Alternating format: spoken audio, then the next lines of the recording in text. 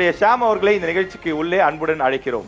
உங்களுடைய மக்கள் சார்ந்த விழுப்புரம் மக்கள் சார்ந்த பிரச்சனைகளை முன்வைக்கிறதுக்காக இங்க விவசாயிகள் தரப்புல இருந்தும் பொதுமக்கள் தரப்புல இருந்தும் சமூக ஆர்வலர்கள் தரப்புல இருந்தும் அவங்க கேள்விகளை அரசியல் கட்சியுடைய பிரதிநிதிகள் கிட்ட வைக்க வந்திருக்கிறாங்க. தென்பெண்ணை ஆற்றிலே 3 கிலோமீட்டருக்கு ஒரு தடுப்பணை இவர்கள் கட்டி கொடுத்திருந்தால் எங்கள் விவசாயம் மிகவும் செழிப்பாக இருந்திருக்கும். அதோடு அல்லாமல் இவர்களுக்கு குடிநீர் பற்றாக்குறை விழுப்புரம் நகரத்திற்கே வராத அளவுக்கு செய்திருக்கலாம். சரி, ஓகே, தடுப்பணை வேணும். அதுதான், தடுப்பணை இருந்திருந்தா விவசாயிகளுக்கு பெரிய பயனுள்ளதா இருந்திருக்கும். அதை கேட்டுருவோம் முதல்ல. சார், இப்ப 5 வருடங்கள்ல நீங்க போதுமான தடுப்பணை கட்டித்தரலன்னு சொல்லி சொல்றாங்க. இப்போ திருக்கோளூர் அணைக்கட்டுன்னு ஒரு அணைக்கட்டு அவருக்கு தெரியும், ஒரு விவசாயி. 1905 கட்டப்பட்ட அணைக்கட்டு. இன்றைக்கு புறநமைப்பு 130 கோடியில புறநமைப்பு பணி இன்னைக்கு பெருசா, அதாவது அது ஏற்கனவே இருக்கிறத புனரமைக்கிறீங்க.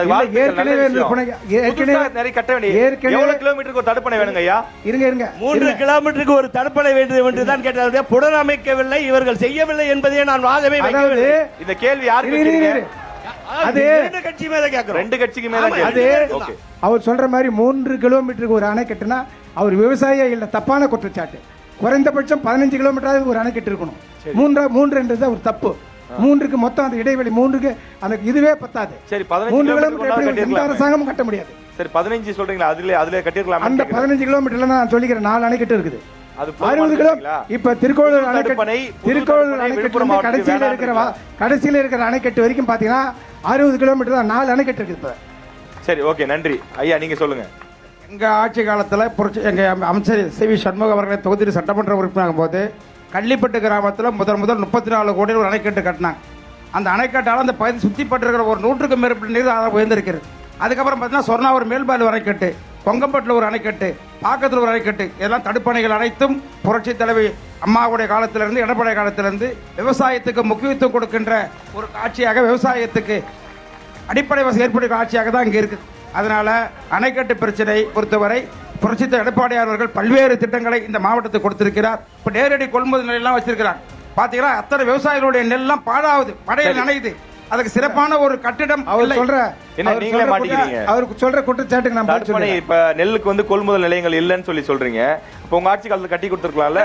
நாங்க பாருங்க, நெல்முதல் ஆட்சி காலத்துல நாங்க நேரடி நெல்முதல் குலையம் நாங்க ஆரம்பிச்சோம். அதை ஆரம்பிச்சு ஒரு சீசனுக்கு 2 தடவை தான் வைப்போம். எங்க இடத்துல பாத்தீங்கன்னா இப்ப மருதூர் ஒரு ஊர் இருக்கு, அந்த இடத்துல பொதுமக்கள் பங்கோடு அந்த கட்டடத்தை நாங்க கட்டணும்.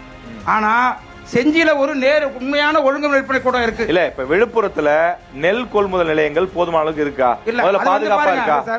விவசாயத்துக்கு முக்கியத்துவம் சொல்றாங்களே, நான் சொல்ற செஞ்சியில ஒரு பெரிய நிரந்தர பழங்காலத்து கட்டடம் ஒரு இருக்கக்கூடாது. அதுல நிரந்தரமான இதுல நெல்லை கொண்டு போய் வைப்பதற்கு தேவையான கட்டிட வசதி இல்லை. நாங்க எவ்வளவு போராட்டம் நடத்தி பார்த்தோம். எதிர்கட்சி போன ஆட்சியில் கட்டியிருந்தா போராட்டம் பண்ணிருக்கவே வேணாம். போன ஆட்சியில் அது தேவைப்படவில்லை, இப்பொழுதுதான் வருது. போன ஆட்சியில் இருந்தா கட்டிருப்போம் கண்டிப்பா. போன ஆட்சியில் மழை வரலன்றீங்களா? மழை இல்ல, இதே போல நிலைமைகள் இல்லை. இந்த ஆட்சியில தான் அடிக்கடி வந்து. நான் கேட்கிற கேள்வி ரொம்ப சிம்பிள். கேள்வி புரியுது. நெல் கொள்முதல் நிலையங்களுக்கு போதுமான பாதுகாப்பு இல்ல, மேற்கூரைகள் இல்ல, கொண்டு போய் ரோட்டோரமா கொட்டி வைக்கிறாங்க, தார்பாய் போட்டு மூடுறாங்க. டெல்டா மாவட்டங்களுக்கு இணையா விழுப்புரம் மாவட்டத்தில் நெல் விளையுது, ஆமாவா இல்லையா? உண்மை. இங்க பாதுகாப்பு இருக்கா? இல்ல. ஏன் நம்ம செஞ்சு தரல? இல்ல, 5 ஆண்டு காலம் தான் இருந்தாங்க. அதுக்கு முன்னாடி 10 வருஷம் நம்ம தானே இருந்தோம். அதுக்கு முன்னாடி நாம இருந்தோம். எங்களுடைய ஆட்சி காலத்தை நீங்க புரிந்து கொள்ள வேண்டும்.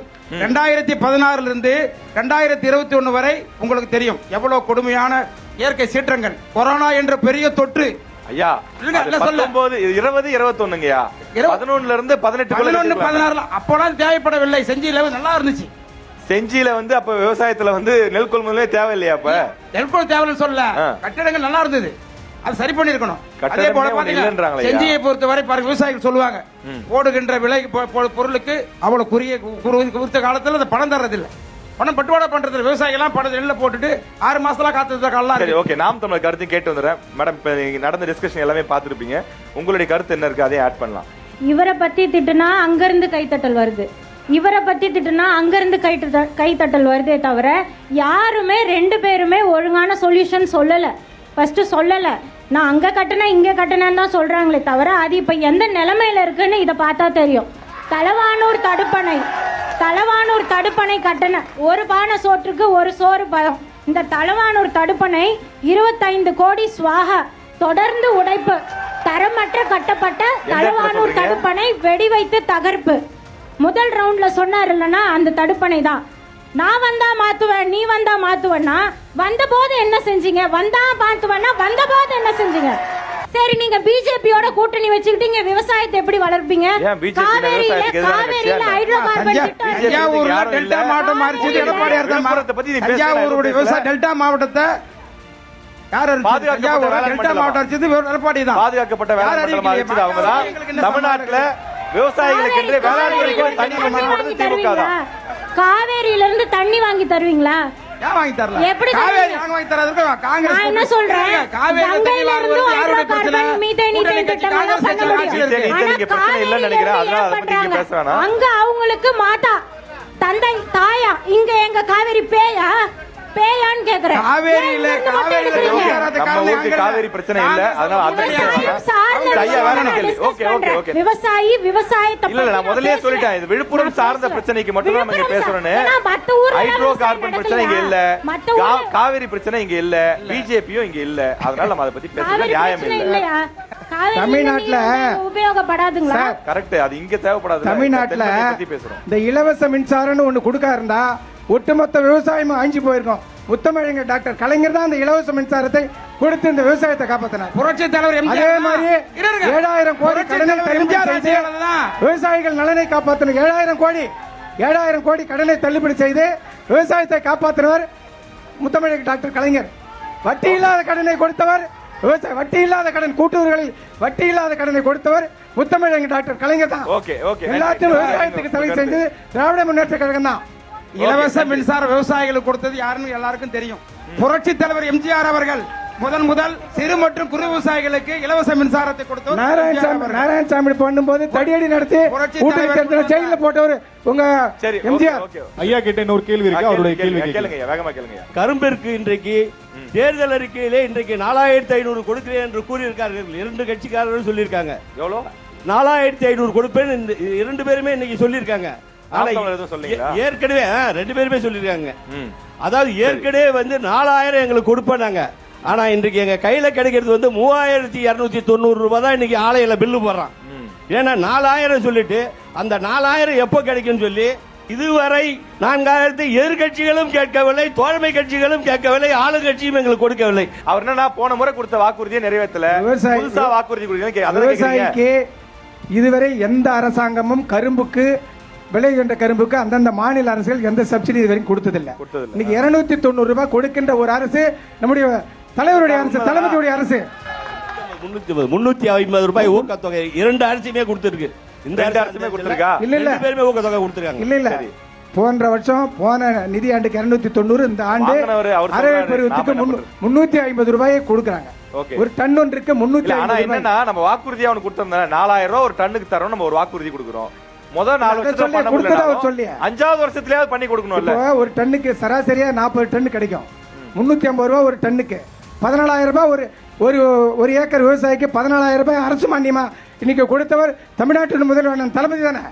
சரி, அது புரியுதுங்க ஐயா. போன முறை சொன்ன வாக்குறுதியை நிறைவேற்றல, புதுசா 4,500 சொல்றீங்களா? அது எப்படி செய்வீங்கன்னு கேக்குறாரு. வாக்குறுதி என்பது மத்திய மாநில அரசும் சேர்ந்து பண்ற SMP SAP state finance commission city RTE திட்டத்துக்கு கூட மத்திய அரசு பணம் தரல. கல்விக்கு சார் விலை மாநில அரசு கொடுத்து பண்ணது இல்ல. விவசாயிகளுக்கும் பண்ணலாம்ல. விலை நிர்ணயம் என்பது மத்திய அரசு தான் சார். மாநில அரசு நிர்ணயம் பண்ண முடியாது. சர்க்கரையை பொறுத்த வரைக்கும் மத்திய அரசு ஊக்கத்தொகையும் கொடுக்கலாம்ல, ஊக்கத்தொகையும் தரலாம்ல. அதற்கு மேல இருக்கிற இதுக்கு அந்த சப்சிடியை தான் மாநில அரசு கொடுக்கும். சரி ஓகே. அவங்க 4,000 ரூபாய் சொன்னாங்க. கரும்பு ஒரு டன்னுக்கு 4,000 கொடுக்குறதா சொன்னாங்க. அதை முழுமையா கொடுக்கல அப்படின்னு சொல்றாரு. ஒரு எதிர்கட்சி, நீங்க தானே முக்கியமான பிரதான எதிர்கட்சி சட்டசபையில, நீங்க ஏன் போராடி பெற்று கொடுக்கலன்னு கேக்குறாரு. நிறைய போராட்டம் பண்ணிருக்கோம். அதாவது இந்த மாநிலத்துல உரிய விலை கிடைக்கலையே, கடைசி வரைக்கும் கிடைக்கலன்னா கொடுக்க வேண்டிய இடத்துல நாங்க இல்லையே. நீங்க போராடி இருக்கணுமே. பண்ணிருக்கிறோமே, அதுக்கு தானே எதிர்கட்சி. அவரு தமிழ்நாட்டிலே தப்பா சொல்றாரு. 2 பக்கமும் குறைகள் இருக்கு. கரும்பு விவசாயிகளுடைய கோரிக்கை இருக்கு. நாம் தமிழர் கட்சிக்கும் இதை வந்து நம்ம வந்து கவனத்துல கொள்ளும்படி தாழ்மையோட இந்த நிகழ்ச்சியின் மூலமா நம்ம தெரியப்படுத்துறோம். விழுப்புரம் மாவட்டத்துல மரக்காண மாவட்டத்துல இறால் வளர்ப்பு பண்ணை 50க்கும் மேற்பட்ட பண்ணைகள் இருக்குது. அந்த இறால் இனப்பெருக்கத்துக்காக 5 மாதம் 6 மாதம் அந்த இறால் வளர்வதற்கு அந்த தண்ணீரில் கெமிக்கல் கலந்த தண்ணீரை அப்படியே வச்சு பதப்படுத்தி வைத்து அந்த தண்ணீரை நேரடியாக கடலில் கலக்கிறாங்க. இந்த கடலில் கலக்கிறதுனால அங்கே இருக்கிற கடல் வளம் கெட்டு போகுது, மண் வளம் கெட்டு போகுது. மிகப்பெரிய நாளடைவில் அங்கே வசிக்கிற மீனவ மக்களுக்கு மிகப்பெரிய தாக்கம் இருக்குது. நீங்க இது சம்பந்தமா ஏதாவது போராட்டம் நடத்திருக்கீங்களா அல்லது நீங்கள் சொல்லக்கூடிய தீர்வு என்ன? இந்த ஒரு சின்ன இடத்துல இறால் பண்ணை வளர்ப்புன்றது மிகப்பெரிய ஒரு மாய மந்திரம்லாம் கிடையாது.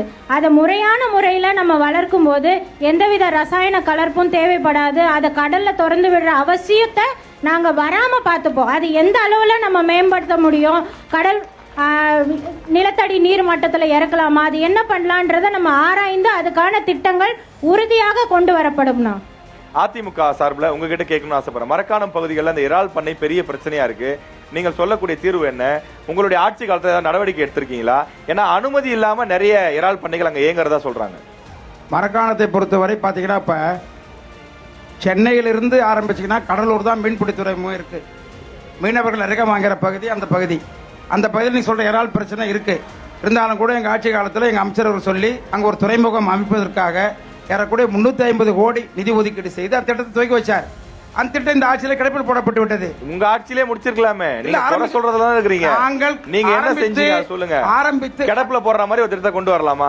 மீனவர்கள் தமிழ்நாடு 5 ஆண்டு காலம் ஆட்சி இருக்கு சார். 5 ஆண்டு காலம் ஆட்சி, 10 ஆண்டு காலம் ஆட்சி இருக்கு. நான் சொல்லுவேன் 10 ஆண்டுகள். 2021 அது கொண்டு வந்தோம். அதே போலதான் அங்க இருந்த கடலில் கொண்டு திட்டம் கொண்டு மாவட்டத்துக்கு தண்ணி பிரச்சனை கொண்டு வந்தோம். எல்லாத்தையுமே நான் என்ன சொல்றேன், இப்ப ஆட்சி இருக்கிறது. ஆட்சி முடிவுக்கு வந்து வேற ஆட்சி வரும்போது திட்டத்தை நிறுத்துவதா? ஏன் நிறுத்துறாங்க? அதை கண்ணுக்கு பண்ணுங்க. அதை விட்டு எது வந்தாலும் அண்ணா திமுக நிறுத்துறது. நீங்க சரியான திட்டத்தோட கொண்டு வந்திருக்கீங்க. சரியான இடமா இருந்ததா தெரியாது. திட்டம் சரியான இடம். இப்ப அம்மா உணவகம் உங்க ஆட்சியில கொண்டு வந்தீங்க. தொடர்ந்து தானே இருக்கு, நிறுத்தலையே. செயல்படுது. நிறைய சட்டசபையிலேயே முதலமைச்சர் அறிவிச்சாரு. பேரை கூட மாற்ற மாட்டேன்னு சொல்லி அறிவிச்சாரு. விழுப்புரம் நகரத்துல பேசுங்க. அம்மா உணவு இருக்குதா சொல்ல சொல்லுங்க. இல்ல எனக்கு தெரியல. விழுப்புரம் மாவட்டம் சொல்ல சொல்லுங்க. இல்ல நீங்க சொல்லுங்க. அம்மா உணவகம் செயல்படலங்கிறார் விழுப்புரத்துல. அங்க இருக்கிறவங்க செயல்படுத்தின நிர்வாக காரணங்களுக்கு அங்கொன்று இங்கொன்றுமா நிறுத்தப்பட்டிருக்கு சார். விழுப்புரம் அவருடைய குற்றச்சாட்டு நேரடியா பதில் சொல்லுங்க. இது செயல்படுதா செயல்படலையா? அம்மா உணவகம் செயல்படுது. எங்களுடைய செயல்படல. எங்க செயல்பட்டு இருந்து எங்க செயல்படல? எங்களுடைய செயல்படல எங்கேயுமே இல்லையா? ஒரே ஒரு ஓகே, மக்கள் மட்டத்துல வச்சாச்சு. அது உண்மையா பொய்யாங்கறத மக்கள் முடிவு பண்ணிப்பாங்க. இறால் பண்ணைக்கு என்ன பதில் சொல்றீங்க சொல்லுங்க. இறால் பண்ணைக்கு தேவையான நடவடிக்கை எடுத்து வல்லுநர்களை கொண்டு அவர்கள் நலம் பாதிக்காத வகையிலே ஏற்பாடு செய்து நாங்கள் ஆட்சிக்கு வந்தால் நிச்சயம் அவருடைய உரிமை பாதுகாக்கப்படும். நன்றி. நன்றி நன்றி. உங்களுடைய பதில் சார். அந்த மரக்காணம் பகுதியில கழுவேலின்னு ஒரு பெரிய பகுதி இருக்கு சார். கண்டிப்பா. ஆமா, அங்கதான் வடிநீர் பகுதி. ஆமா, அந்த வடிநீர் பகுதியில் தான் இதெல்லாம் பெரிய வாய்க்கால் அமைத்து இறால் பண்ணைகள்லாம் கொண்டு போய் அந்த கழுவேலி பகுதியில் விட்டு அதை சுத்திகரித்து மாசு இல்லாமல் அந்த சூழலை ஏற்படுத்தி அங்க பெரிய பறவைகள் சரணாலயம் அமைத்து அதே மாதிரி சுற்றுலா தலம் அமைக்க வேண்டும் என்று மாண்புமிகு தமிழ்நாடு முதலமைச்சர் சட்டமன்றத்திலே சொல்லியிருக்கின்றார். அதற்கான திட்டம் வருகின்ற இந்த ஆட்சியில் தொடர்ந்து அவங்க சொல்லுகின்ற கோரிக்கை இறால் பண்ணை நீங்களே சொல்றீங்க. அது செஞ்சு கொடுத்துருக்கலாம்ல. இல்ல கடைசி போன இதுல தான் அது வந்து அந்த திட்டமே முடிவெடுத்தாங்க. ஆனா தேவை வந்து பல ஆண்டுகளா இருக்குல்ல. தேவைகள் 2021 வந்த உடனே நம்ம ஒரு வருஷத்துல தேவைகள் அவங்க சொன்ன மாதிரி. விழுப்புரத்துல 7 தொகுதி இருக்கு. அதுல 4 தொகுதியில யாரை வெற்றி பெற வச்சிருக்காங்க? 4 தொகுதியில உங்களை தான் வெற்றி பெற வச்சிருக்காங்க. ஆமா, அப்படிதானே? 1ல பாமக இருக்கு, 2 தொகுதியில அதிமுக இருக்கு. சரிதானே? அப்ப அதிகமா மக்கள் உங்களுக்கு தானே வாக்களிச்சிருக்காங்க. அப்ப பொறுப்பும் கடமையும் திமுகவுக்கு தானே அதிகமா இருக்கு. அதாவது 4 தொகுதியில வெற்றி பெற வச்சனால்தான் இன்னைக்கு ஒட்டுமொத்த இந்த மாவட்டத்தில் இருக்கிற அத்தனை சாலைகளும் போடப்பட்டிருக்குது. இவங்க 5 ஆண்டு துறைமுகம் உள்ளாட்சி தேர்தலே நடத்தாம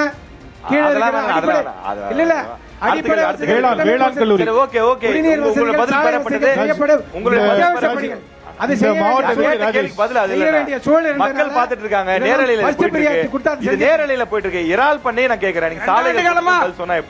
9 மாவட்டத்துல உள்ளாட்சி தேர்தல் நடக்கல சார். அவரையே சொல்லிட்டு இருக்கேன். இப்ப ஐயா மாவட்ட ஊராட்சி சேர்மன் சுருக்கமா 40 விக்கிரவாண்டி ஒன்றியத்துல 40 சென்டர் ஓடுறன்னு சொல்றாரு. அப்படி எதுவும் எங்களுக்கு 40 சென்டர் ஓடுற மாதிரி தெரியலையா? இப்ப விழுப்புரம் மாவட்டத்துல கண்டமால ஒன்றியத்துல 4 சென்டர் தான் ஓடுது. விழுப்புரம் மாவட்டத்துல அந்த ஊராட்சியில 4 சென்டர் தான் ஓடுது. விழுப்புரம் மாவட்டத்துல ஒரு ஊராட்சிக்கு 1ன்னு சொல்லிச்சு தமிழக அரசு. இது வரைக்கும் அதை செயல்படுத்துறாங்களா? 3 ஊராட்சிகளுக்கு 1 செயல்பட்டுங்க சார். 3 ஊராட்சிகள். நான் இருக்கிற ஒன்றியம் கண்டமங்கலம் ஒன்றியம் 46 ஊராட்சி. போன வருஷம் ஒரு ஊர்ல திறந்த வருஷம் அந்த ஊர்ல இல்ல, இந்த வருஷம் அடுத்த ஊர்ல இல்ல, மொத்தமே 3 இடத்துல நடந்தது. ஊராட்சி ஒன்றியத்துல மொத்தமே கண்டமங்கலம். அது மாதிரி சொல்றது உண்மை. சொன்னாங்க ஊராட்சி 3 ஊராட்சி கொண்டு, அதெல்லாம் நடக்கல. 3 ஊராட்சிகள் கொண்டு செயல்படுறது தெரியல. இருங்க, அவர் சொல்றது அதாவது ஊராட்சி அங்க இருக்கிற விவசாயிகள் எங்களுக்கு தேவை இருக்கிறது என்று இந்த மனுக்களை கொடுத்தால் உடனடியாக அது அனுமதி கொடுக்கப்பட்டு அந்த சென்டர் திறக்கப்பட்டு நடத்தப்பட்டு இருக்கிறது. ஊராட்சிக்கு ஒண்ணு நம்ம தான் வாக்குறுதி கொடுத்திருக்கோம்னு சொல்றாங்க. விவசாயிகள் தேவை வாக்குறுதியா நிறைவேற்றலன்னு கேக்குறேன் சார். விவசாயிகள் தேவை இருந்து விவசாய நெல் விளை நிலங்கள் அங்க அதிகமா இருந்தா அந்த மனு கொடுத்த உடனே அது அரசு அலுவலர்கள் ஆய்வு செய்து விவசாயிகள் அவர் கொடுத்திருக்காரு தெரியாது. எங்கேயாவது மனு கொடுத்து நான் என்ன கேக்குறேன்னா அவர் எங்கேயாவது மனு கொடுத்து கொடுக்காத நிறுத்திருக்காங்கன்னு கேளுங்க சார். நாங்க மாவட்ட ஆட்சித்தலைவர் ஒரு விவசாயி என்ன பண்ணுவாங்க, நெல்லு விலை வைக்கிறதா அவங்களுடைய வேலை. அதை கொள்முதல் செய்து அதுக்குரிய விலை கொடுக்க வேண்டியது அரசாங்கத்துடைய வேலை. அதுக்கு போய் மனு கொடுக்க முடியுமா? எனக்கு வீடு இல்லைன்னு நான் போய் மனு கொடுக்கலாம். இல்ல அது அப்படி இல்லைங்க. விவசாய கொள்முதல் சொன்னா ஒரு குறைஞ்சபட்சம் ஒரு 500 ஏக்கர்ல நெல் விளையணும். அந்த இடத்துல தான் சென்டர் வைக்க முடியும். ஒரு 2-3 ஊர்ல சேர்ந்து அந்த 500 ஏக்கர் இருக்குதுன்றத அவர் சொன்னா 10 ஏக்கர் நெல் விளை 3 ஊராட்சிக்கு ஒரு சென்டர் வைப்பேன்னு சொன்னீங்க. 3 ஊராட்சியில வருது. 3 ஊராட்சி அது மாதிரி நெல் விளையிற நிலங்கள் இருந்தா அந்த சென்டரை வச்சிடறோம். இந்த நேரடி கொள்முதல்ல இன்னொரு பிரச்சனை இருக்குது. விவசாயிகள் வந்து நெல்லை கஷ்டப்பட்டு விரைவு செஞ்சு எடுத்துன்னு போறான். அங்க போகும்போது பார்த்தா ஒரு வாரம் கூட நெல் எடை போறதுக்கு ஆள் இல்ல. அப்படியே போட்டா அதிமுக ஆட்சி காலத்துல கரெக்டா எடை போட்டோமா? கரெக்டா போட்டோம். அதிமுக ஆட்சி காலத்துல சொல்றாங்க. அப்பவும் பிரச்சனைகள் இருந்ததுங்கறாங்க. ஒரு மூட்டைக்கு அந்த பிரச்சனை இருந்தது ஐயா. அதிமுக ஆட்சியில அந்த பிரச்சனை இருந்தது. இப்ப இந்த ஆட்சி காலத்துல இதை நடைமுறைப்படுத்துவோம் நாங்க எதிர்பார்த்தோம். ஆனா எந்த விதமான நடைமுறைப்படுத்தல. சரி, ஓகே. 2 ஆட்சி காலத்துலயுமே அந்த பிரச்சனைகள் இருக்கு. நாம் தமிழுடைய கருத்து கேட்கணும்னு ஆசைப்படுறேன். நெல் கொள்முதல் நிலையம் விவசாய கிடங்குகள் அமைக்கப்பட்டுருச்சுன்னா நல்ல அழகான நெல்லை கொண்டு வந்து வச்சு அதை ஏற்றுமதி பண்ணிடுவாங்க. இல்லாம விட்டாதான் அந்த நெல் முளைக்கும். அந்த நெல் முளைச்சாதான் ஈன விலைக்கு டாஸ்மார்க்கு கொண்டு போக முடியும். 2 பேரும் இதைத்தான் பண்ணிக்கிட்டு இருக்காங்க. நூதனமான முறையில இது நடந்துகிட்டு இருக்கு. இவங்க ஆட்சி இருக்கும் வரை இந்த டாஸ்மார்க் மூடப்படாது, ஒழிக்கப்படாது. இது நடக்காத வரை இவர் சொல்ற கோரிக்கையும் நிறைவேற்றப்படாது. ஆட்சி வரும்போதுதான் டாஸ்மார்க்ன்றது இப்ப உலர்களத்துடைய கிட்டத்தட்ட 35 லட்சத்துல ஒவ்வொரு நெல் கொள்முதல் நிலையத்துக்கும் அனுமதி அரசு வழங்கி ஒரு 3 இடத்துல நடந்துட்டு இருக்குது வேலை. நான் சொல்றேன், அவங்கள வேணா போய் பார்த்து முடிக்கல. ஏன் நடந்துகிட்டு இருக்குன்னு தொடரும் போடுறீங்க? முண்டியம்பாக்கம் மருத்துவமனை எடுத்துட்டு வந்தது ரொம்ப சந்தோஷம். எல்லாமே நல்லா இருக்கு. ஆனால் இன்றைக்கு காலகட்டத்தில் இவ்வளோ ஆக்சிடென்ட் நடக்கும்போது யாராவது ரெஃபர் பண்ணி அனுப்பிச்சா தேர் ரிஃபர்டு டு பாண்டிச்சேரி, ஜிப்மருக்கு போங்க, பாண்டிச்சேரி ஜிஹெச்சுக்கு போங்க அப்படின்னு சொல்லிட்டு இருக்காங்க. ஸோ அதனால் அந்த இடத்த அந்த மருத்துவமனை முண்டியம்பாக்கம் மருத்துவமனை அவசியம் அவசியம் அவசியம் அதில் மல்டி ஸ்பெஷாலிட்டி ஹாஸ்பிட்டலாக மாற்றணும் அப்படிங்கிறது எங்களுடைய வேண்டுகோள். ஓகே, நாம் தமிழர் உங்களுடைய பதில் என்னன்னு ஆசைப்படுறேன். உறுதியாக நாம் தமிழர் கட்சி ஆட்சி வரும் பட்சத்தில் நான் மருத்துவராக இருக்கிறேன். எனக்கு வந்து மருத்துவமனையின் முக்கியத்துவம் தெரியும். கர்ப்பிணி பெண்கள் கூட இப்ப அவசரத்துக்கு முண்டியம்பாக்கம் போறாங்கன்னா அவங்களால அங்க சகிக்க முடியல. இல்லாததால தான் ஜிப்மருக்கு போறாங்க. ஜிப்மருக்கு போனா என்ன கேக்குறாங்க, உன் ஊர்ல இருக்க முண்டியம்பாக்கத்துக்கு போன்னு திரும்பவும் துரத்துறாங்க. இப்படி ஒரு அவல நிலையில தான் அந்த கர்ப்பிணி பெண்கள் 9 மாதம் 8 மாதத்துல அழிஞ்சுகிட்டு இருக்க வேண்டிய நிலைமை இருக்கு. அதனால உறுதியாக மல்டி ஸ்பெஷாலிட்டியா அந்த அந்த அந்த தரம் உயர்த்தப்படும். அந்த ஹாஸ்பிட்டல் வந்து ஹாஸ்பிட்டலா இருக்கும். ஓகே ஓகே, நன்றி. திமுக நீங்க சொல்லுங்க. முண்டியம்பாக்கம் மருத்துவமனை ஏதோ இப்ப போதுமான வசதிகள் இல்லை, கடந்த ஆட்சியிலிருந்தே அந்த குறைகள் இருக்கு. இல்ல கடந்த ஆட்சின்னு சொல்லாதீங்க. எங்க மருத்துவத்துறை சுகாதாரத்துறை அமைச்சராக டாக்டர் விஜயபாஸ்கர் இருக்கும்போது இவங்க ஆரம்பிச்சாங்கன்றது மருத்துவமனை உண்மை. பல்வேறு நுண்பிரிவுகளை ஆரம்பித்த ஆட்சி புரட்சி எம்ஜிஆருடைய ஆட்சி. இன்னைக்கு சொல்றாங்க இவங்க ஏதோ உண்மைதான், அது கழிவறை சரியில்லாதுன்றாங்க. அதை வந்திருக்கிற ஆட்சி 5 ஆண்டு காலம் பார்த்துருக்கணும். எங்க விஜயபாஸ்கர் இருக்கும்போது இந்த பக்கம் போகும்போதுலாம் அந்த ஆய்வு பண்ணுவார். புதுக்கோட்டையிலிருந்து சென்னை போகும்போது விழுப்புரம் மாவட்டத்தில் அதிமுகவினர் இருக்கீங்கல்ல, நீங்க ஒரு பிரதான எதிர்க்கட்சி தானே, நீங்க போய் நின்னு போராட்டம் பண்ணிருக்கலாம். மருத்துவமனை முன்னாடி மருத்துவமனை பண்ணிருக்கிறோம். தெரியல, மக்கள் இருக்காங்க, மக்கள் பாத்துட்டு இருக்காங்க. உண்மைன்னா கண்டிப்பா அவங்களை பாராட்டுவாங்க. ஒவ்வொரு தடவையும் எங்க அனைத்து இந்திய அண்ணா திராவிட மாவட்ட செயலாளர்கள் போராட்டம் பண்ணுவோம். அதுக்கு தீர்வு கிடைச்சதா? தீர்வு கிடைக்கலையே. பிரதான எதிர்க்கட்சி நீங்க. போராட்டம் பண்ண நாங்க இருக்கோம் ஐயா, நீங்க தீர்வு கொடுக்கணும். பிரதான எதிர்க்கட்சின்னு சொல்லிக்கிறீங்கல்ல, அப்ப நீங்க எதிர்க்கட்சி தலைவர் அவர்கள் எதிர்க்கட்சி தலைவர் சட்டமன்றத்தில் பேசும்போது போராட்டம் தானே பண்ண முடியும். சரியான பதில் இல்ல, தீர்வு நாங்க சொல்றோம், இதை செய்யன்னு சொல்றோம். செஞ்சாதான் செய்யற இடத்துல இருக்கிறாங்க இல்லையே. உங்களுடைய பதில். அந்த மருத்துவமனை 2010 திறக்கும் பொழுது நம்முடைய மாண்புமிகு தமிழ்நாடு முதலமைச்சர் தலைவர் கலைஞர் அவர்கள் இந்த மருத்துவமனையை அடுத்த முறை ஆட்சிக்கு வந்தால் நான் பல்நோக்கு மருத்துவமனையாக மாற்றுவேன் என்று அந்த ஹாஸ்பிட்டல் திறப்பு விழாவிலே அவர் அறிவித்துட்டு போனார். ஓகே, அதுக்கப்புறம் வரலங்கிறதுனால பண்ணாம விட்டுமா?